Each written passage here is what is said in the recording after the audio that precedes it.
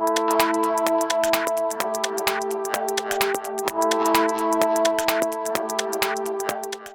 y a un modèle de type d'entrepreneur que nous cherchons, que la société regarde. Et que quand on n'est pas dans ce cocon, on ne fit pas.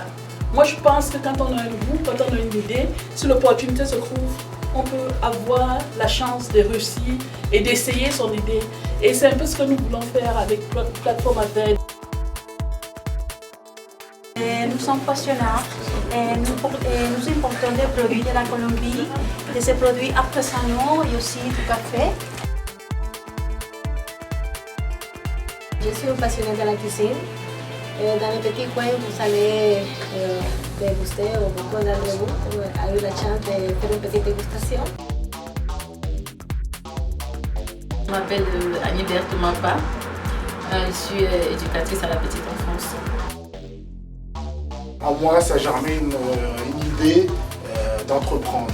Voilà ce que c'est Franco Market, c'est tout simplement, une épicerie en ligne de produits français qui sont livrés à domicile partout au Canada. C'est quand même une aventure humaine assez excitante. Maintenant, je me trouve en train de faire les mèches. Qu'est-ce qui marche? Qu'est-ce qui te plaît? Qu'est-ce que tu dois faire? Et je crois que c'est là qu'il faut savoir comment savoir ce qui te plaît, comment shifter, quelle est la population que tu dois faire et vraiment faire l'étude du marché. C'est quand même une grosse insécurité financière, c'est-à-dire quand on avait un travail fixe, un salaire fixe, et que maintenant on se lance dans une aventure où on ne sait pas vraiment où ça va nous mener, même si on croit vraiment à notre projet. Pour ceux qui veulent prendre le risque, c'est un grand risque. Et quand vous prenez ce risque, ça vaut vraiment de la peine. Il faut avoir le support social parce qu'à chaque fois que vous allez vouloir tomber, non, ce n'est que psychologiquement, vous avez besoin de ce support.